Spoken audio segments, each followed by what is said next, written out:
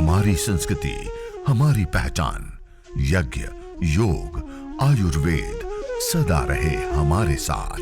भारत के प्राचीन ग्रंथों एवं आधुनिक विज्ञान का दिव्य संगम, यज्ञ महिमा।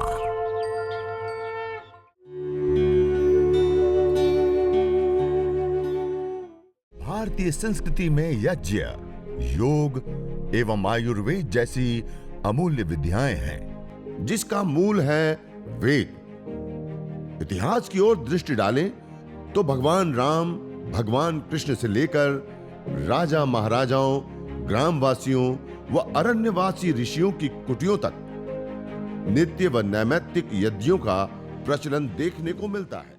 कहने का अभिप्राय है कि जिस यज्ञ को, जिस हवन को, जिस अग्निहोत्र को हम अभी कर रहे हैं, करेंगे, इस 7 मिनट की प्रोसेस है, लेकिन एक साइंटिफिक, वैज्ञानिक है। कितने लाभ हो गए? बहुत सारे लाभ हुए ना। हमारा सबसे ज्यादा इंपॉर्टेंट आहार, वायु का शोधन, पोषण, संवर्धन। उसके अंदर, जैसे मैंने कहा ना, गाय के घी के अंदर सैचुरेटेड फैटी एसिड होता है, उसके जलने पर कीटोन्स बनते हैं और कीटोन्स के टूटने पर कार्बन की अपेक्षा 6 गुना ज्यादा ऑक्सीजन रिलीज होती है। वो ऑक्सीजन का विशेष रूप से हमें लाभ होता है। उसके साथ साथ एक विशेष लाभ हमें प्राप्त होता है, चिकित्सा लाभ। क्या लाभ? जब हम हवन करते हैं, उसके अंदर गाय के घी के साथ साथ अलग अलग औषधियों का जब हम हवन करते हैं ना, उससे जो धूम्र उत्सर्जित होता है, उसको जब एनालाइज करके देखा गया तो उसके अंदर भारी मात्रा में अलग अलग प्रकार के मेडिसिनल कंपोनेंट्स, मॉलिक्यूल्स, फाइटोकेमिकल्स पाए जाते हैं। हम अपनी बॉडी को डिटॉक्सिक करने के लिए जो दवाइयां खाते हैं, एंटीऑक्सीडेंट कंपोनेंट्स, वो भी यज्ञ के धूम्र के अंदर होते हैं। एंटी ट्यूबरकल कंपोनेंट्स, जो कोशिकाएं असंतुलित रूप से बढ़ जाती हैं, गांठ, ट्यूमर बन जाती है, उसको ट्रीट करने वाले, ठीक करने वाले कंपोनेंट्स भी उसके अंदर होते हैं। एंटी एंजियोजेनिक, कैंसर को ना होने देना या हो गया है तो उसको ट्रीट करने के लिए जो औषधियां लेते हैं, वो भी इस यज्ञ के धूम्र के अंदर होते हैं। एंटी एफ्लेमेटरी, सूजन, इन्फेक्शन, दर्द आदि के लिए जो हम दवाइयां लेते हैं, उसको ठीक करने वाले कंपोनेंट्स भी इस यज्ञ के धूम्र के अंदर होते हैं। एंटी माइक्रोबायल एक्टिविटी देने वाले कंपोनेंट, जो विभिन्न प्रकार की कम्युनिकेबल डिजीज हो जाती है तब जो हम दवाइयां लेते हैं, उसके ठीक करने वाले कंपोनेंट्स भी इसके अंदर पाया गया। और यहां तक कि एंटी ब्यूटाजेनी, हमारे जीन्स में आने वाले बदलावों को भी रोकने वाले मॉलिक्यूल्स, कंपोनेंट्स इस यज्ञ के धूम्र के अंदर पाए गए। यज्ञ का धूम्र विशुद्ध मेडिसिन होता है। क्या होता है? मेडिसिन। एक बहुत बड़ी बात है और आपको जानकर के आश्चर्य होगा, PRI, पतंजलि रिसर्च इंस्टीट्यूट में इसके ऊपर बड़े भारी मात्रा में कई सारे अनुसंधान किए और आज रोगानुसार एविडेंस बेस्ड 11 प्रकार की अलग अलग औषधियों की खोज कर चुके हैं। एविडेंस बेस्ड, जब हम दवाइयां खाते हैं ना तो ठोस रूप में लेते हैं, उसकी एविडेंस बेस्ड स्टडी करते हैं। ऐसे ही हवन में होम करके उसको गैस फॉर्म में उस पार्टिकल को, कंपोनेंट्स को लाना। और जो मैंने सबसे पहले बताया ना, सबसे ज्यादा और इंपॉर्टेंट आहार जिसको हम 24 घंटा रात को सोते हुए भी जिस आहार को ले रहे हो, वो वायु होता है। और उस वायु के माध्यम से उस मेडिसिनल कंपोनेंट्स को लंग्स तक, लंग्स के माध्यम से ब्लड तक, ब्लड के माध्यम से पूरे शरीर में पहुंचता है और दुस्साध्य असाध्य कोटि के रोग भी जड़ मूल से नष्ट हो जाते हैं। एविडेंस बेस्ड स्टडी कर चुके हैं और 11 प्रकार की अलग अलग रोगानुसार हवन सामग्री हवन में होने वाली बनी। 2 प्रकार के धूपन। कहने का अभिप्राय है कि जिस यज्ञ को, जिस हवन को, जिस अग्निहोत्र को हम करने के लिए अभी जा रहे हैं, ये केवल मात्र एक पूजा पाठ, केवल मात्र एक कर्मकांड नहीं है। ये पूजा पद्धति के साथ साथ एक साइंटिफिक, वैज्ञानिक एक प्रक्रिया है और इसको करने से मल्टीपल लाभ हमें प्राप्त होते हैं। आरोग्य की प्राप्ति, मानसिक शांति और एक दुनिया का सबसे बड़ा लाभ। देखिए, आज तक मॉडर्न मेडिकल साइंस इतना आगे पहुंच चुका, हमारे पास न्यूरोकेमिकल्स को बैलेंस करने के लिए कोई दवाई नहीं है। और यज्ञ, हवन, अग्निहोत्र को जब हम मंत्र पाठ पूर्वक पूरी श्रद्धा भाव के साथ करते हैं, हमारे न्यूरोकेमिकल्स बैलेंस में आ जाते हैं। दुनिया की सबसे बड़ी बात है। और दूसरा एक महत्वपूर्ण विशेष लाभ होता है, डिजर्नेट हुए सेल रिजर्नेट हो जाते हैं। कोई दवाई नहीं है इसके लिए कि डिजनरेट हुए सेल को हम रिजनरेट कर सके। कोई दवाई नहीं है कि हम अपने न्यूरोकेमिकल्स को बैलेंस कर सके। श्रद्धा पूर्वक, मंत्र पाठ पूर्वक जब हम 7 मिनट का यज्ञ रूटीन में करते हैं, उससे हमारे न्यूरोकेमिकल्स भी बैलेंस में आते हैं और डिजनरेट हुए सेल भी रिजनरेट होते हैं। हमने पहली बार देखा, रिसर्च स्टडी के साथ देखा। तो ऐसे ऐसे इस यज्ञ के बहुत सारे लाभ होते हैं। और देखिए ये सारे जितने भी लाभ है, ये सारे भौतिक लाभ है। कैसे लाभ है?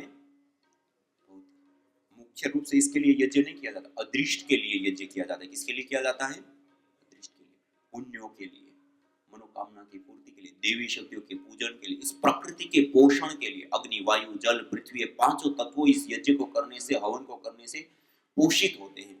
यह पांचों तत्व संवर्धित होते हैं। इन पांचों तत्वों में सत्व का आधान होता है। और देखिए 5 तत्वों से ही हमारा शरीर बना है, ये 5 तत्वों से ही हमारा पर्यावरण ब्रह्मांड बना है। ये 5 तत्व यदि संतुलित रहे तो हमारा पिंड भी सुरक्षित है और ये पर्यावरण भी सुरक्षित है। और ये 5 तत्व असंतुलित हो गया तो ना ये पिंड हमारा सुरक्षित रहेगा, ना ये हमारा पर्यावरण सुरक्षित रहेगा। और यज्ञ, हवन, अग्निहोत्र करने से पिंड और ब्रह्मांड दोनों में संतुलन कायम होता है। ये इतनी बड़ी चीज है। अयम यज्ञो भुवनस्य नाभि, यह यज्ञ संपूर्ण चराचर भ्रमण ब्रह्मांड की नाभि है। तो इसके बहुत सारे अलग अलग चिकित्सा लाभ भी हैं। अलग अलग रोगों के लिए अलग अलग जड़ी बूटियों से आहुति देकर के चिकित्सा लाभ हम उठा सकते हैं। सामान्य रूप से वैसे ही 7 मिनट अपने घर के अंदर कर लिया तो हम पूरे परिवार को जंगल जैसा शुद्ध वायुमंडल दे सकते हैं। स्ट्रेस, तनाव, डिप्रेशन का मैनेजमेंट कर सकते हैं पूरे परिवार का। आज लोग आपस में बच्चे बच्चे झगड़ते रहते, छोटे छोटे चिड़चिड़े हो जाते हैं माता पिता के साथ, और कितने आपस में मन संतुलित नहीं है। स्ट्रेस, तनाव, डिप्रेशन दुनिया की सबसे बड़ी समस्या बन जाए। न्यूरोकेमिकल्स का बैलेंस ना होना सबसे बड़ी समस्या है। और यज्ञ करने से वो सहज रूप से हमें प्राप्त हो जाता है। तो शांति प्राप्त करने का भी बहुत बड़ा उपाय है। ईश्वर की आराधना का भी, देव पूजन का भी, प्रकृति के पोषण का भी। बीमारी हो गई तो रोगानुसार जड़ी बूटियों से आहुति देकर के उसको ट्रीट भी हम कर सकते हैं। और उसके साथ साथ बैक्टीरिया, वायरस, फंगस जनित बीमारियों से पूरे परिवार को हम बचा सकते हैं। जहरीली हानिकारक गैसों से पूरे परिवार को बचा सकते हैं। हानिकारक रेडिएशन से पूरे परिवार को बचा सकते हैं। 7 मिनट का यज्ञ इतनी बड़ी चीज है। तो आइए हम सब मिलकर के इस यज्ञ को करेंगे। आपके पास बॉक्स है, उसको खोलिए और उसके अंदर ऐसा स्टैंड होगा। उस स्टैंड को थाली के बीच में, ये थाली है ना, उस थाली के बीच में रखिए। उसके अंदर हवन कुंड रखिए। एक आपके पास ऐसी प्लेट होगी, उस प्लेट के अंदर एक पाउच होगा जड़ी बूटियों का। देखिए जड़ी बूटियों का पाउच को तोड़ करके इस प्लेट के अंदर डालिए। ये 7 मिनट का यज्ञ कैसे करना होता है वो हम सब लोग अभी अपने हाथों से करेंगे, जानेंगे, सीखेंगे। एक पाउच आपके पास होगा समिधाओं का। देखिए आपके पास जो स्टील की थाली है ना, उस स्टील की थाली को नीचे रखिए, मेट के ऊपर, गद्दे के ऊपर नहीं रखेंगे।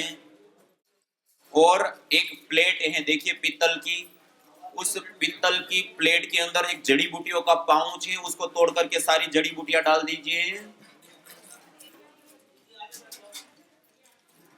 प्लेट के अंदर जड़ी बूटियां ले लिया सबने। जड़ी बूटियां लेने के बाद दूसरा एक पाउच है जिसके अंदर लकड़ी है, समीधा है, उस पाउच को तोड़िए। लकड़ी समीधा वाला पाउच को तोड़िए।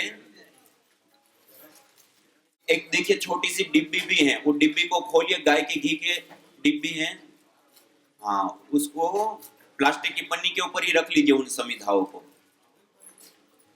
और अब जो आपके पास घी का डिब्बी है ना, उसको खोलिए और ये जैसे लगा रहे हैं ना, ऐसे गाय के घी को समिधाओं के ऊपर पतला पतला लगा दीजिए। सारी समिधाओं के ऊपर इस प्रकार लगा दीजिए। आपके पास ऐसा छोटा तांबे का पात्र है, आचमन पात्र और आचमन चम्मच। एक टिश्यू पेपर होगा, टिश्यू पेपर से उसको पहले पोंछ लीजिए, साफ कर लीजिए। और साफ करने के बाद उसके अंदर थोड़ा सा आधा से थोड़ा ज्यादा उतना पानी भर लीजिए। आधा से थोड़ा ज्यादा इतना पानी भर लीजिए। एक व्यक्ति सारी समिधाओं को गाय के घी से युक्त कर लेंगे। ये लंबी डंडी वाला चम्मच है ना, इसको शुरुआ बोलते हैं। क्या बोलते हैं? शुरुआ। इसको पकड़ने का एक ढंग होता है, ऐसे पकड़ा जाता है। पहले जो पेन पकड़ते हैं ना, ऐसे पकड़ते हैं और प्रथम उंगली को ऐसे सीधा कर देते हैं। मानी जो लंबी उंगली होती है ना, उसका प्रथम जोड़ के ऊपर आएगा और अंगुष्ठ और प्रथम उंगली के मूल में ऐसे। जब ओम का उच्चारण करते हैं तब घी लेते हैं शुरुआत के अंदर, और जब स्वाहा बोलते हैं तब आहुति देते हैं, ऐसे पकड़ते हैं। और ऐसे ही जब हम जड़ी बूटियों की आहुतियां जब देंगे ना, तो जड़ी बूटियां की आहुति देने के लिए भी अपने राइट हैंड, दाएं हाथ की मध्यमा, अनामिका और अंगूठ, 3 उंगलियों के माध्यम से ऐसे जड़ी बूटियां लेते हैं, और स्वाहा के साथ ऐसे सीधे हाथ से ऐसे आहुति देते हैं, ऐसे उल्टे हाथ से ऐसे आहुति, ऐसे सीधे हाथ से आहुति देते हैं। प्लेट के अंदर जड़ी बूटियां सामग्री निकाल लिया, एक आचमन पात्र, उसके अंदर थोड़ा सा जल रख लिया।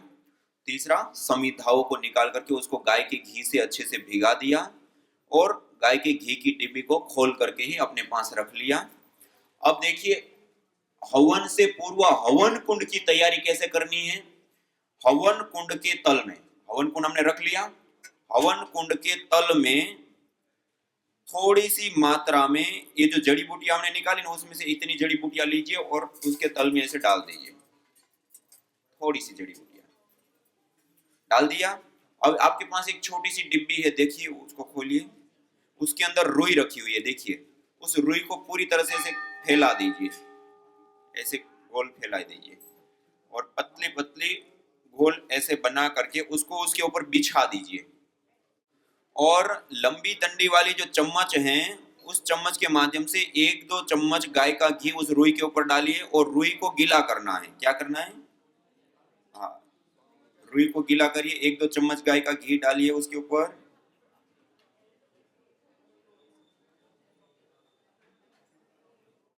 और उससे अतिरिक्त एक छोटी सी डिब्बी है, उसमें कपूर भी रखा हुआ है, देखिए, और गूगल भी है। गूगल को उसी डिब्बी में रहने देंगे और छोड़ देंगे। खाली कपूर है ना, जो व्हाइट कलर का कपूर है, जितना है वो सारा कपूर हाथ में ले लीजिए, डिब्बी से कपूर को निकाल लीजिए, और उस कपूर को जो हमने नीचे रुई को बिछा दिया है ना, उसके ऊपर इसको लगा दीजिए,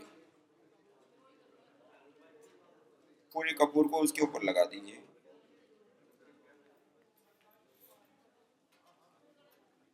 इसके बाद जो आपके पास जो लकड़ियां है ना, समिधाएं हैं, उसमें से सबसे छोटी वाली समिधा, इतनी इतनी सबसे छोटी वाली 2 समिधाओं को हवन कुंड के बीच में ऐसे आड़ी आड़ी लगाएंगे, ऐसे 2 समिधा ऐसे आड़ी लगाइए, और बहुत ज्यादा गैप नहीं देना है, थोड़ा गैप देना है, ठीक है ना। जब हम बीच में अग्नि प्रदीप करेंगे ना, ऊपर उठेगी, तब वो उसको लगनी चाहिए थोड़ी थोड़ी। तो 2 समिधा आड़ी लगाई, फिर उसके बाद 3 समिधाओं को जब हम अग्नि प्रदीप कर देंगे, प्रदीप करने के तुरंत बाद उसके बाद 3 रखेंगे, 3 रखेंगे तो बीच वाली में लो उठेगी, उसी सीधी टच होगी और दोनों की ओर फैलेगी। तो पहले 2 हमने पहले ही रख दिया है, बाद में हम रखेंगे तब 3 रखेंगे, फिर उसके ऊपर 1-2 समिधा लगाएंगे, ठीक है। इतनी तैयारी सबकी हो गई। हवन कुंड के बीच में थोड़ा सा सामग्री डाल दी, उसके ऊपर रुई को बिछा दिया, उसके ऊपर 1-2 चम्मच गाय का घी डाल दिया, उसके ऊपर कपूर लगा दिया, जितना भी कपूर है वो कपूर रख दिया, और 2 समिधा सबसे छोटी वाली ऐसे आड़ी रख दिया। उसको इतना दूर भी नहीं रखना है, बहुत नजदीक भी नहीं रखना है, थोड़ा थोड़ा गैप रखते हुए, जिससे अग्नि सीधी ऊपर उठ पाए। उसके बाद जब हम अग्नि प्रदीप्त करेंगे, उसके पश्चात 2 आड़ी लगाई, उसके बाद उसके ऊपर 3 समिधाएं गैप के साथ लगाएंगे, अग्नि अच्छे से ऊपर की ओर निकल पाए, ऐसे 2 के ऊपर 3 समिधाएं ऐसे लगाएंगे। फिर उसके बाद 2 समिधाएं, फिर बच गई तो उसके ऊपर भी 2 समिधा हम लगाएंगे, नहीं बची तो छोड़ देंगे, बाकी जितनी भी है वो ऐसे लगाएंगे। 3 लगाने के बाद 2 लगा देंगे, फिर और लगानी तो और 2 लगा, ठीक है। इतनी तैयारी सबकी हो गई, क्योंकि हम जब यज्ञ प्रारंभ करेंगे तो 7 मिनट के अंदर हम इस यज्ञ को संपन्न, तो बीच में हम फिर कुछ नहीं कर पाएंगे। एक बार अग्नि प्रदीप्त की तो फिर उस अग्नि को बुझने नहीं देना, और सुव्यवस्थित रूप से यज्ञ पूरा हो जाएगा 7 मिनट के अंदर हमारा। आइए अब सभी लोग सीधे बैठ करके अब हम यज्ञ हवन अग्निहोत्र प्रारंभ करेंगे। ओम भूर्भुवः स्वाहा।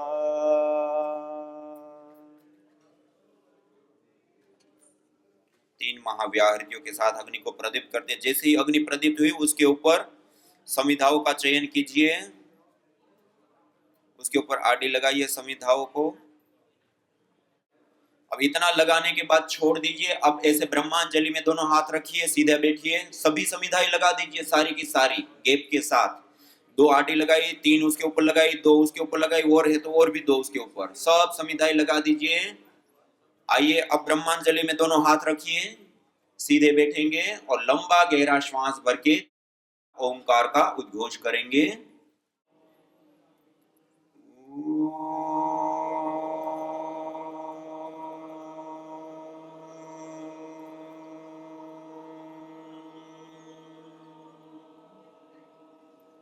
ओंकार का उद्घोष के बाद अपने राइट हैंड दाएं हाथ की अंजलि में 1 चम्मच जल लीजिए। राइट हैंड दाएं हाथ की अंजलि में 1 चम्मच जल लेंगे और मंत्रोच्चारण के बाद आचमन करेंगे। ओम अमृतोपस्तरणमसि स्वाहा। दूसरी बार जल लेंगे। ओम अमृतापिधानमसि स्वाहा। तीसरी बार जल लेंगे। ओम सत्यम यशः श्रीर्मयि श्री श्रयताम स्वाहा। अब हाथ को धो लेंगे, थोड़ा सा हाथ को धो लीजिए और लेफ्ट हैंड में 1 चम्मच जल लेंगे। बाएं हाथ की अंजलि में लेफ्ट हैंड में 1 चम्मच जल लीजिए और राइट हैंड की मध्यमा और अनामिका 2 उंगलियों को जल में स्पर्श करते हुए एक एक इंद्रिय का स्पर्श करते हुए उसकी पवित्रीकरण, शुद्धिकरण और शक्ति की प्रभु से प्रार्थना करते हुए अंग स्पर्श करेंगे मेरे साथ साथ।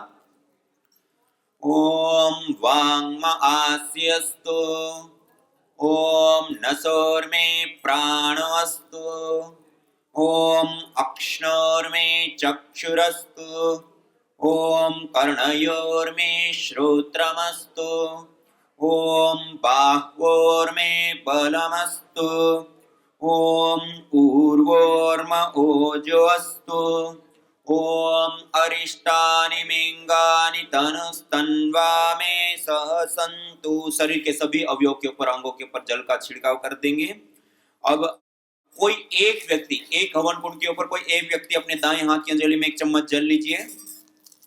अब हवन कुंड के सामने की दिशा, आपके सामने हवन कुंड रखा है, आपके हवन कुंड के सामने की दिशा में दक्षिण से उत्तर की ओर अपने राइट हैंड से लेफ्ट हैंड की ओर जल धारा करेंगे। हवन कुंड के बाहर की साइड में, दूर की साइड में ओम अदितेनुमन्यस्व। अब दूसरी बार जल लीजिए। आपके और हवन कुंड के बीच में अपने राइट साइड से लेफ्ट साइड की ओर धारा बनाएंगे। ओम अनुमतेनुमन्यस्व। तीसरी बार जल लीजिए और आपका जो लेफ्ट हैंड है, लेफ्ट हैंड की साइड जो है उस साइड में अपनी ओर से सामने की ओर धारा बनाते हुए ओम सरस्वत्यनुमन्यस्व। अब चौथी बार जल लीजिए 2 चम्मच और मंत्रोच्चारण के बाद हवन कुंड के चारों दिशाओं में जल प्रोक्षण करेंगे। ओम देव सविता प्रसुव यज्ञम प्रसुव यज्ञपतिम भगाय दिव्यो गंधर्व केतपुः केतं नः पुनातु वाचस्पतिर्वाचन्नः स्वदतु। हवन कुंड के चारों दिशाओं में जल प्रोक्षण करेंगे और इस पात्र को छोड़ दीजिए। अब हाथ को पोंछ करके अब 4 गाय के घी की आहुति देंगे। श्रू को हाथ में लीजिए, 4 गाय के घी की हम आहुतियां प्रदान करेंगे।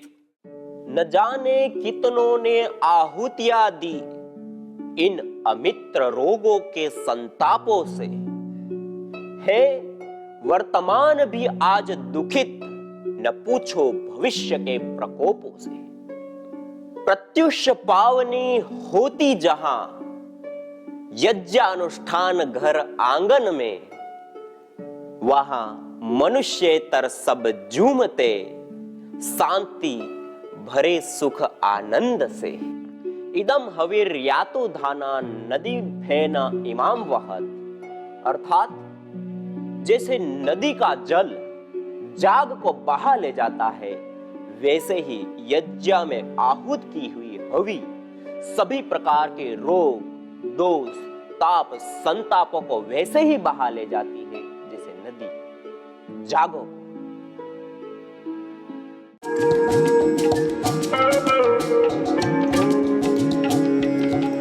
हृदयेष्टि हवन सामग्री: अर्जुन छाल, दालचीनी, निर्गुंडी, रासना, पुनर्नवा, चित्रक मूल, नागरमोथा, गुगुल आदि विशेष जड़ी बूटियों से निर्मित इस हृदयेष्टि हवन सामग्री से हवन करने पर उत्पन्न धूम्र के अंदर are limonene, tryptophan, folic acid जैसे विशेष कंपोनेंट्स, मॉलिक्यूल्स, फाइटोकेमिकल्स पाए जाते, जो विशेष करके हार्ट बीट का कम हो जाना, बढ़ जाना, बीपी का कम हो जाना, बढ़ जाना, कोलेस्ट्रॉल, ट्राइग्लिसराइड आदि जो हृदय संबंधित रोग हैं उसमें विशेष करके लाभदायी होती है। यज्ञ भारतीय संस्कृति का मूल है। तो आइए हम संकल्प लें, संसार के श्रेष्ठतम कर्म यज्ञ को अपनाएं, पिंड और ब्रह्मांड में संतुलन कायम करने वाले यज्ञ को अपने जीवन का अभिन्न अंग बनाएं एवं प्रकृति मां के प्रति अपने ऋणों को अदा करें। विश्व स्वास्थ्य का एक नारा, यज्ञ से होगा जग उजियारा। भारतीय संस्कृति की अमूल्य विरासत यज्ञ की महिमा को जानने हेतु वैदिक चैनल पर प्रतिदिन प्रातः एवं सायं 11:30 बजे यज्ञ महिमा कार्यक्रम से जुड़े। विशेष जानकारी हेतु संपर्क करें। मोबाइल 9068565306।